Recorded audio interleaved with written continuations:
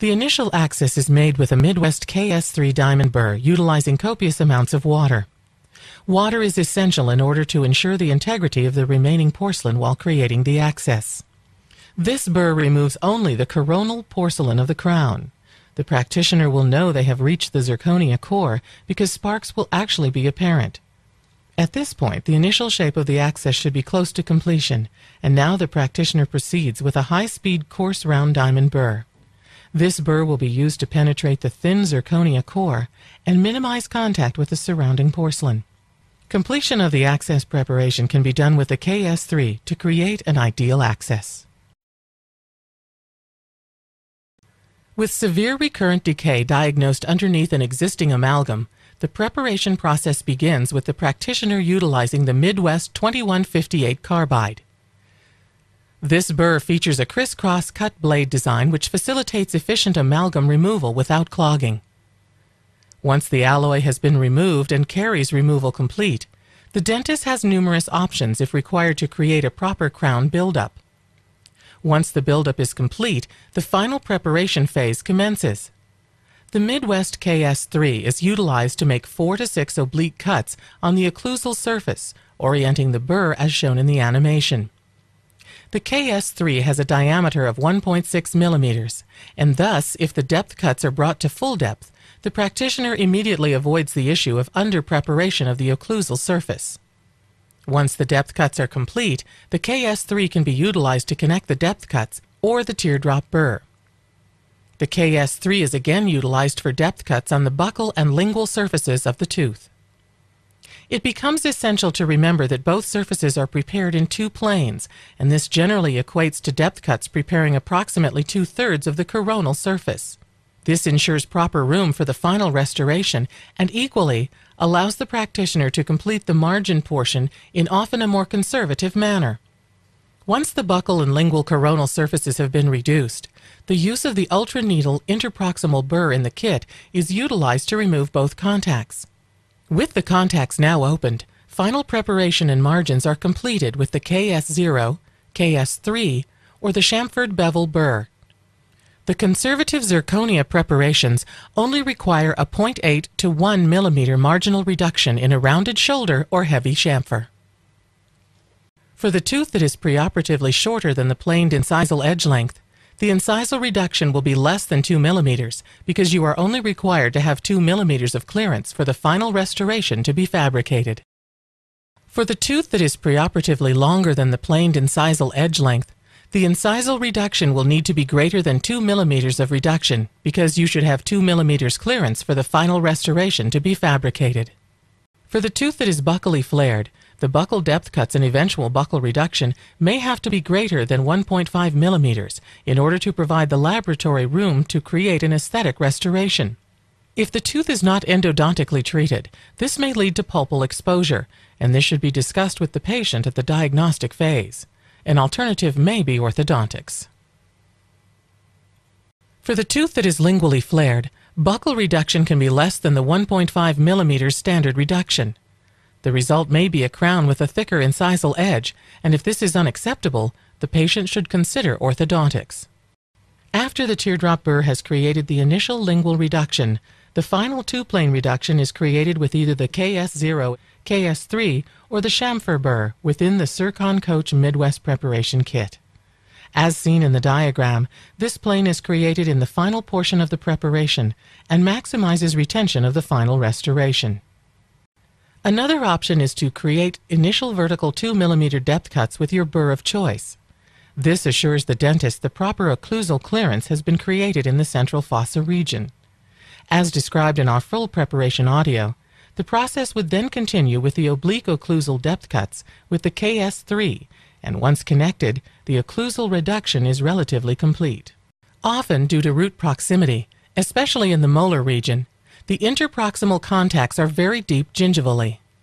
The Midwest Ultra Needle burr is ideal for this situation based on its ultra-narrow cutting surface. It easily opens the contacts in these difficult-to-reach areas without abrading vital coronal tooth structure. In order to have a successful impression, tissue management is mandatory. After the doctor has completed the preparation, there are 3 steps to tissue management. The first step is to place a small, thin cord passively into the sulcus and below the margin in order to control gingival moisture. Once placed, any excess cord above the margin should be trimmed and removed. It is important to understand that passive placement minimizes trauma to the inner gingival attachment, and this first cord is not intended to laterally displace the gingival tissue.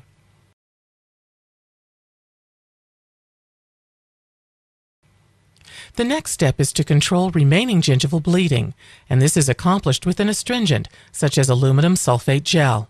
The material is placed over the first cord and comes into contact with the tissue. Step 3 involves placing a larger cord and laterally displacing the tissue.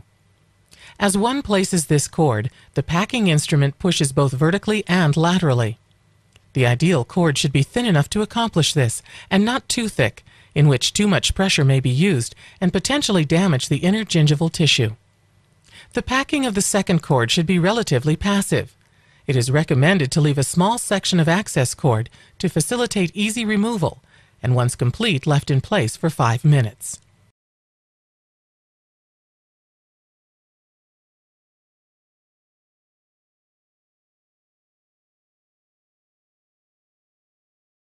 It is crucial to laterally displace the tissue 360 degrees around the tooth. An image of the preparation from the occlusal view shows the tissue not fully deflected on the left. The solution is to take another small piece of the same width of the wider retraction cord previously placed and pack it over the second cord and laterally deflect the tissue. The second picture shows the tissue now fully displaced, an absolute requirement for achieving an excellent impression. Remove your second cord after 5 minutes. Examine the margins. Re-prep where necessary, and then simply re-inject the astringent and repack the cord, and wait 5 minutes for full tissue retraction. This is not the recommended technique for creating the ideal buccal subgingival margin. To determine margin placement on the buccal, pre-preparation tissue or bone probing is recommended.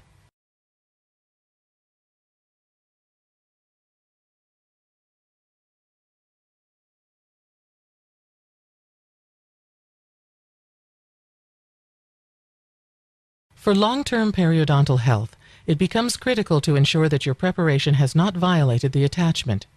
One simple test is to make sure that you can comfortably place the first, very thin retraction cord below the margin of the crown.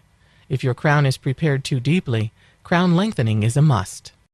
Prior to commencing with the final impression, the cord should be in full view 360 degrees around the tooth along with no visible signs of bleeding. At this point, both the cord and the tray adhesive have been in place for 5 minutes, and the preparation has been moistened with water via gauze or the air-water syringe. Once the assistant has mixed the appropriate Aquasil Ultra material for the tray, and the doctor has their Aquasil Ultra wash material loaded, the moist second cord is removed, and if required, very light air drying is utilized to remove any pooled fluid. The syringe is brought just into the sulcus, and in a continuous manner, the material is injected around the tooth without lifting the tip out of the material. Often, a push method is utilized where the light body is always extruded ahead of the tip as it encircles the tooth.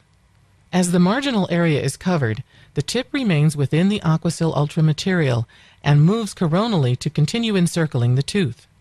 As seen in the close-up view, the Aquasil Ultra light body with its excellent hydrophilic properties flows into the laterally displaced area and captures the margins in exceptional detail.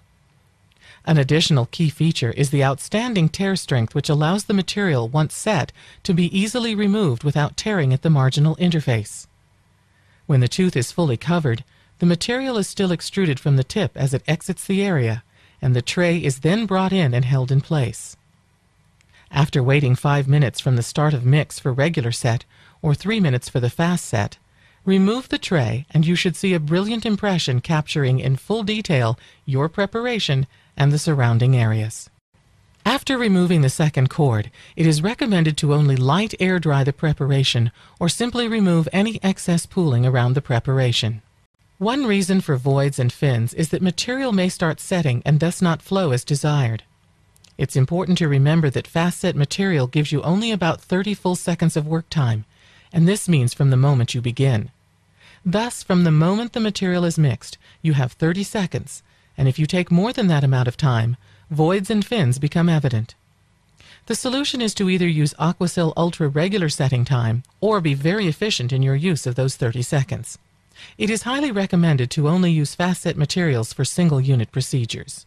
Voids often occur because the syringe tip is not placed at or within the sulcus. It's important to keep the tip placed within this area, and one very helpful instrument is the Centrix tip as shown. Simply insert your syringe, and it makes placement far easier within the sulcus. The key to making a customized provisional with great ease begins with an accurate impression of the arch containing the tooth or teeth to be prepared. Carefully examine the teeth or tooth preoperatively to verify the nuances. A bite tray is filled with Regisil fast set on both sides. It is important to place an adequate amount of material in the tray for the arch to be prepared in order to capture all the required details, and generally, less material is placed on the opposing arch. Working time for the Regisil fast set is 30 seconds. The tray is then removed 30 seconds after insertion. Upon final examination, the matrix should be free of voids and pulls and then set aside until the provisionalization procedure. As you inject integrity into the area, the key is to do it slowly and keep the tip in the material while injecting. Once injected, place the bite tray into the mouth and allow the tray to stay in place 1.5 minutes. Once removed, let the material set for 4 minutes before removal. Once removed, wipe the temporary with alcohol to remove the oxygen-inhibited layer, and if you prefer, use a pencil to outline the margins. Trim with your burrs of choice. Once the temporaries are trimmed, the practitioner then verifies the contacts, occlusion, and the margins. If corrections are required, please refer to the Tips and Tricks section for further explanation and visualizations. The best way to repair a void is by sandblasting the area first, then adding a flowable composite to the area. Some clinicians recommend placement of a bonding agent to the void after sandblasting, and this can be done prior to adding the composite to the area. If the void is on the margin, it is best to place the temporary back into place and then apply the flowable and light cure. If the void is external and well above the margin, the flowable can be added outside the mouth and light cured. If the void is internal, one can apply the flowable to the internal portion, place, and light cure.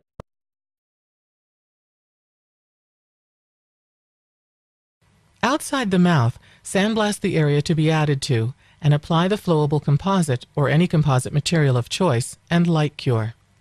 Using thin articulating paper, place it between the temporary and the neighboring tooth. Adjust the area that shows articulating marks and try reseating. Prior to the temporary being cemented, it is highly recommended to utilize a desensitizing product. Simply apply copious amounts and follow the manufacturer's protocols. The beauty of Zircon is ease of cementation. Once the crown has been checked for fit, occlusion, and contacts, the tooth is cleansed once again with a cleansing agent or a cleansing desensitizing agent. There is no reason to condition the undersurface of the Zircon crown except to cleanse and remove debris. Now simply use your standard glass ionomer or resin ionomer cement, such as Direct Sem Plus. Seat and cleanse per the manufacturer's instructions. It's the same process as cementing a porcelain fused to metal restoration.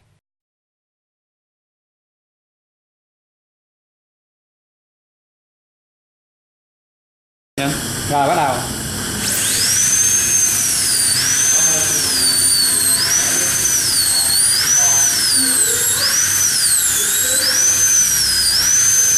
Được với cái giới hạn của cái thành công này 1 mm này. Cái này cũng tương tự như vậy, đúng không?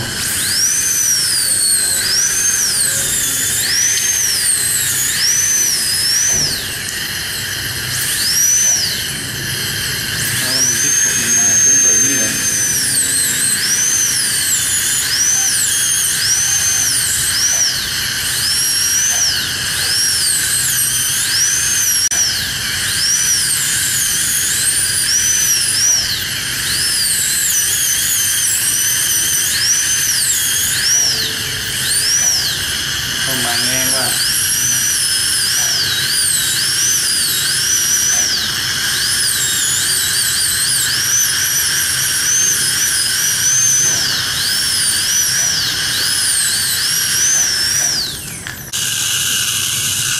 Chỉ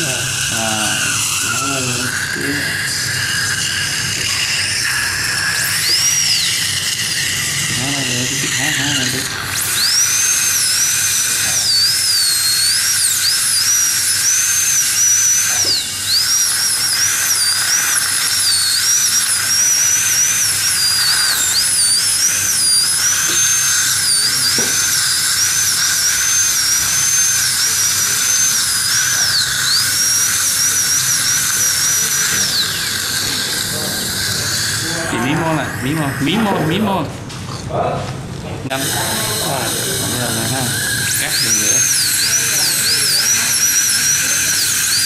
Ly ơi, lấy cho anh hai cái đai thép cần cái răng đâm cắt không bị xàm.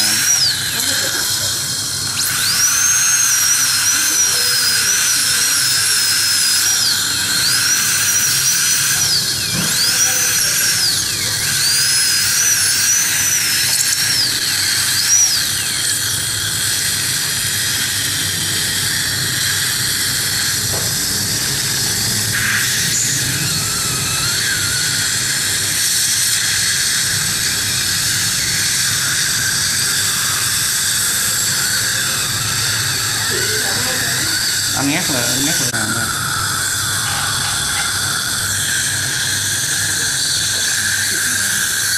Không có đâu về.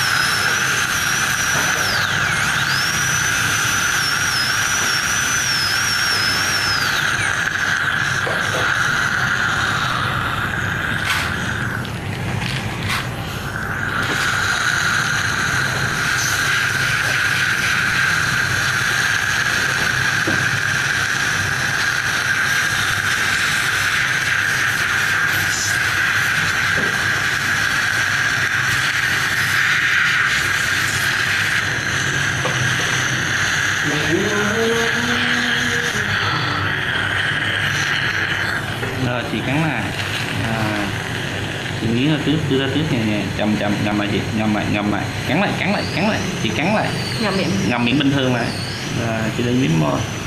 Ok rồi chị, mình sẽ cố gắng làm để đưa cái răng vào chị nhá, cho nó đẹp ha, nó không còn đưa ra như vậy nữa.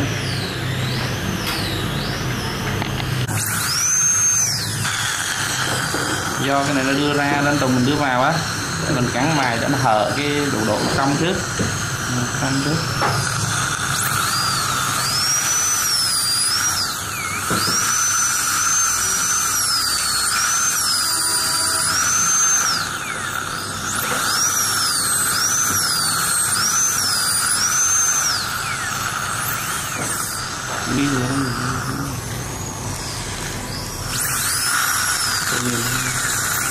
thấy rõ mất rồi. Rõ.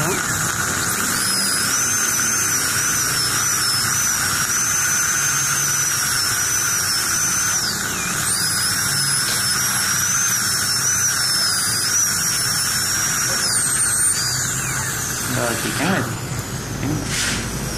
mình thấy hở chứ không? Không đừng quay được độ hở không? Đây. Chị cắn lại, rồi chị hé ra.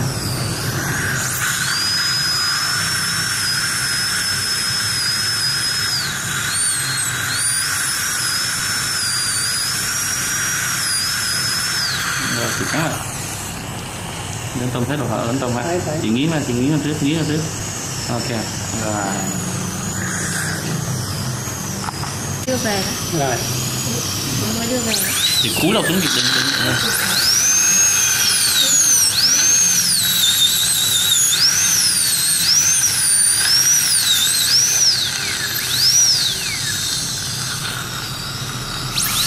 Cúi đầu xuống em được không chị? Nha. Hả? Nhỏ đâu xài được đâu. Xài không đâu.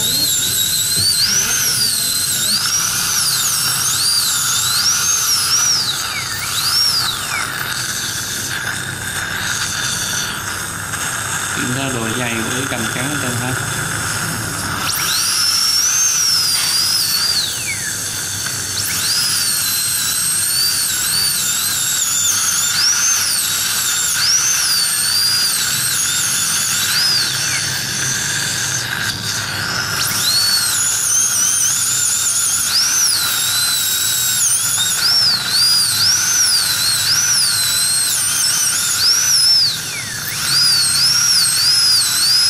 Rõ đến đâu hả?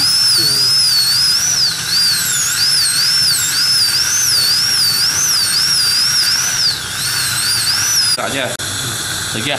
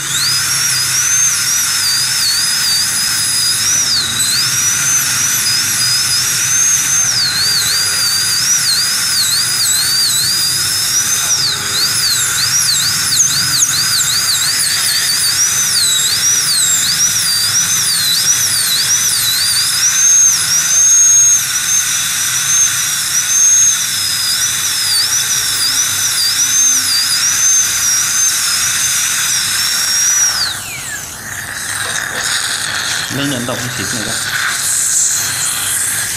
Đừng có gồng đâu gì hết. Thả lỏng người.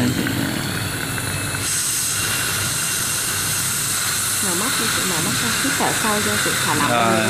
Chị dạn mặt ra, chị mở mắt ra đi. Hết đau rồi đó. Hết đau rồi chị mở mắt ra. Đúng rồi.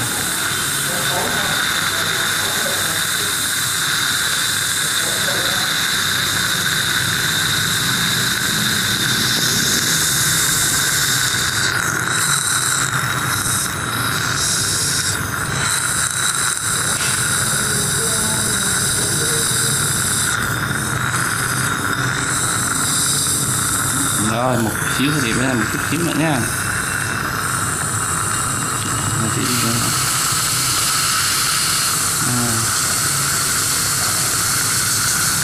Bỏ ra được rồi.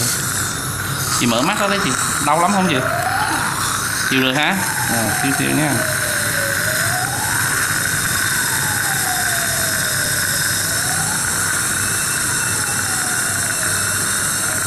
Rồi, xong rồi chị.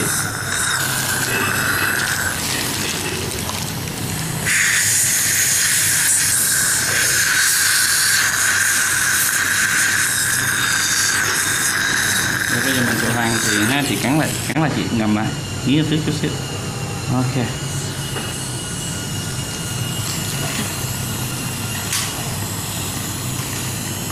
Em đi. Đúng rồi.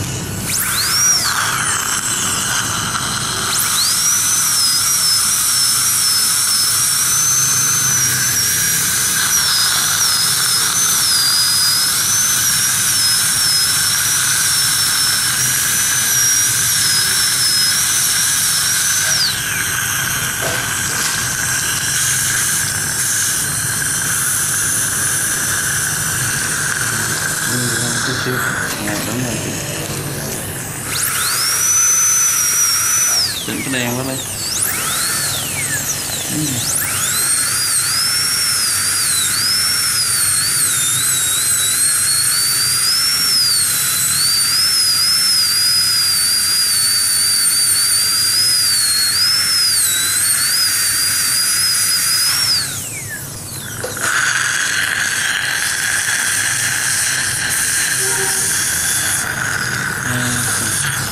Rồi, chị cắn lại chị.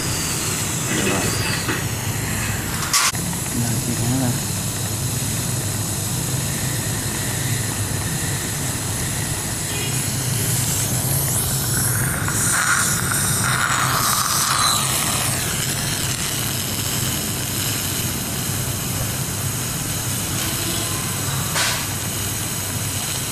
Được không không? Được.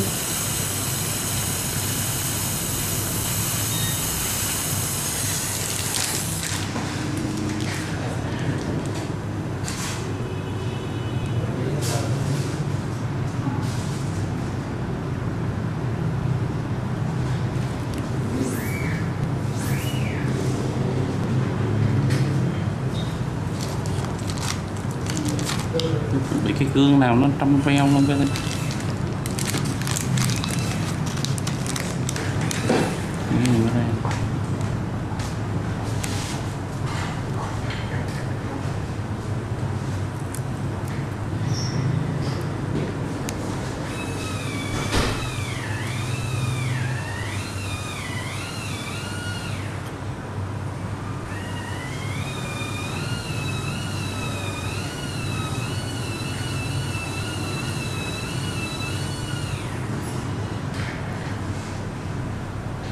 Khi nào em quên qua anh Tùng quay cái cạnh để em đo cái túi nước để mình biết là nó chừng này thì mình nhét có thể được vừa tới đủ 2 vòng đó anh Tùng. Dạ. Sau anh Tùng nhắc cho khi mà thuyết minh cho nói mà em nha.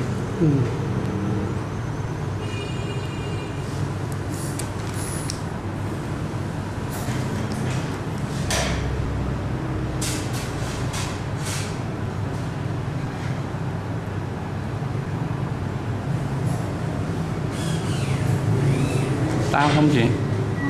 Dạ.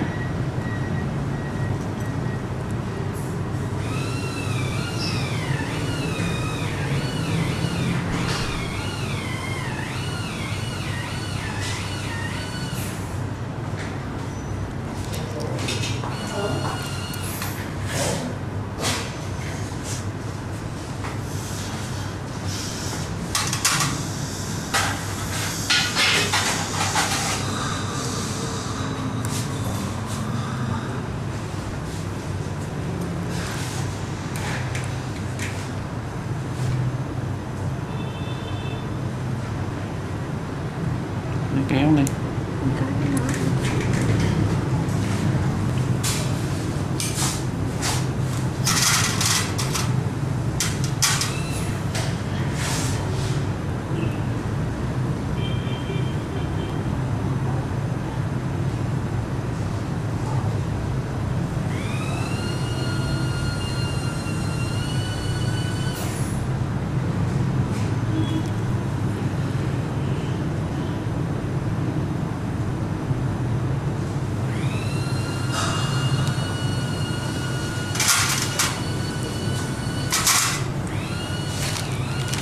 Gấp cái nó ra làm chút xíu.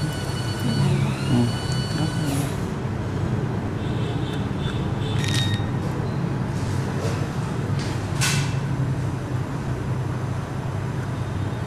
Trang thứ mai không tới luôn. Mẹ 4 giờ chiều nay.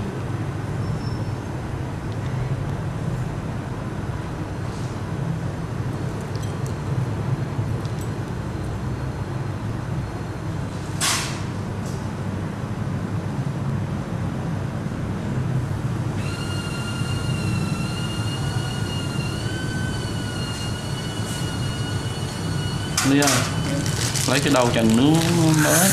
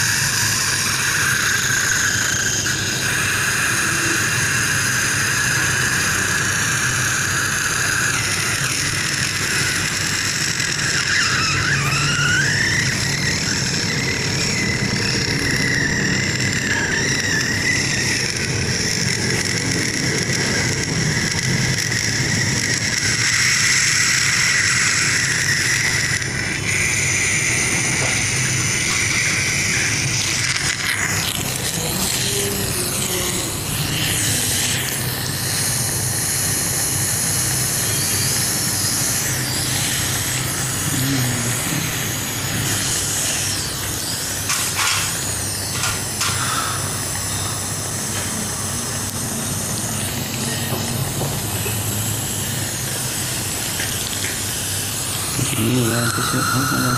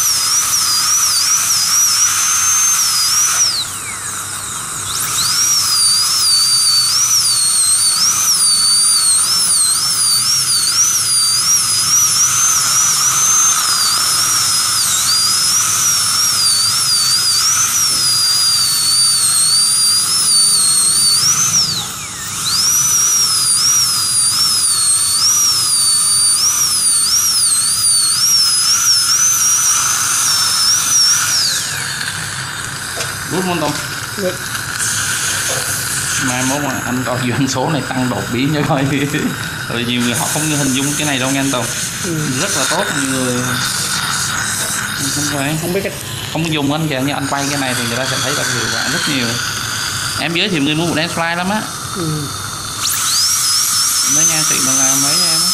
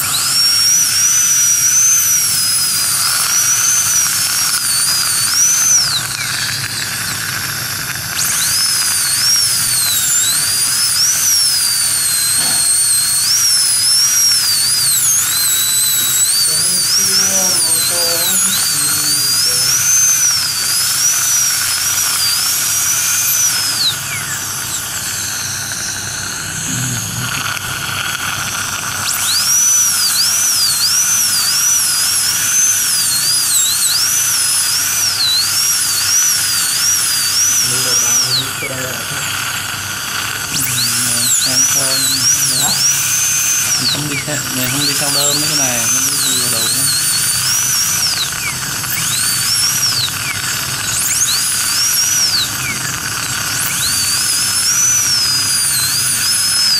Cái kéo đây được cắt hết cái lòng rồi. Nó vẫn còn một sợi trong anh, không thấy không? Mới cầm cái này kèm bên lên đi.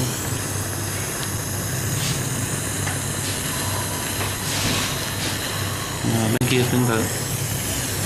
Này lấy nè.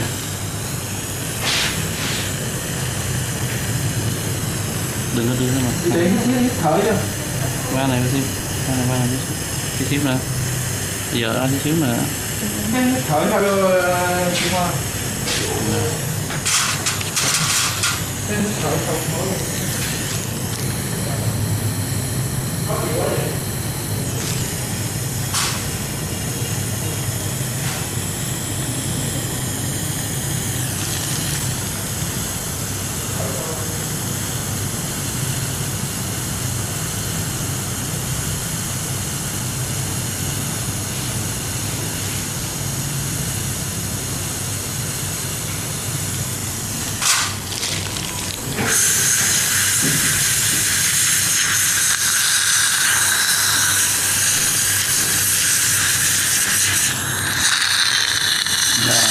Rồi chị cắn lại chị, đưa ăn dưới ra trước, đưa ăn dưới ra trước.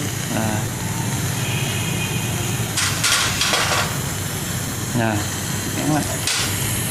Rồi em sẽ chỉnh lại ha, chị hát miệng ra, cắn miệng ra chị.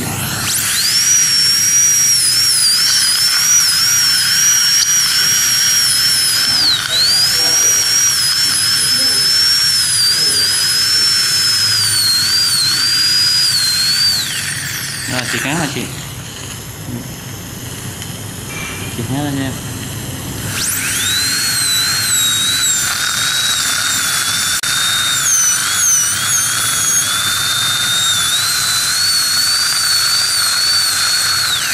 Chị cắn lại, chị nghiến ra trước rồi cắn lại chị, rồi chị hé ra.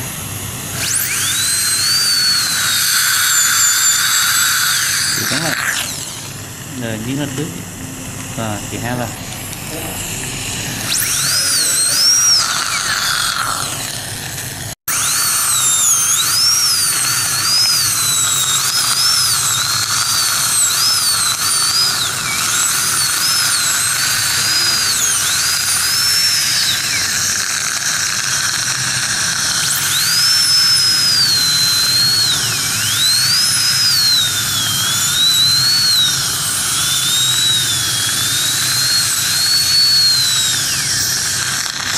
Bây giờ mình mài xong.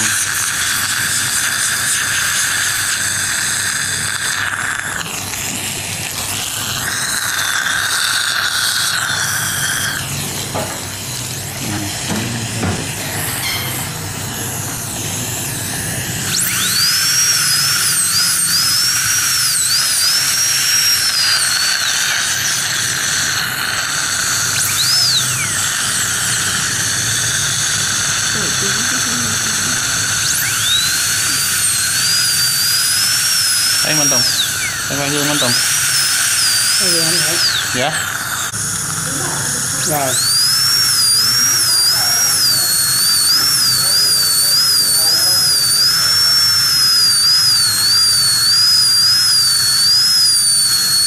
Được không anh?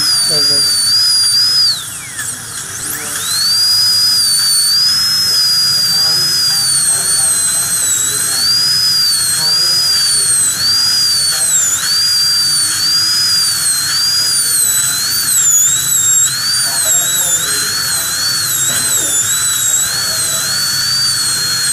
Để kiến ra ngoài cái dễ thấy là thằng chứ đung. Được không anh?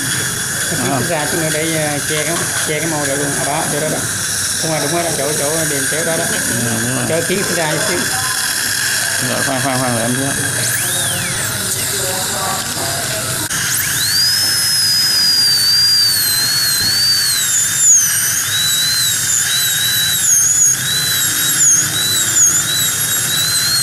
Nhưng mà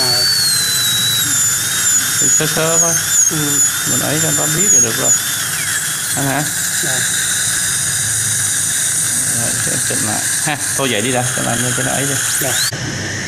Được không anh Tâm? Rồi.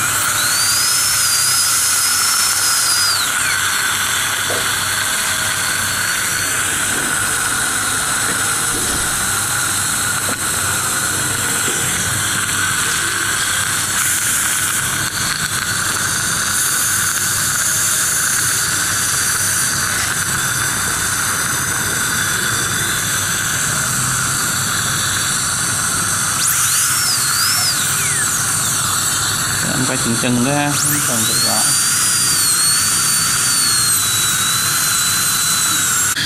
Ok. Nè, rút từ từ nữa nha.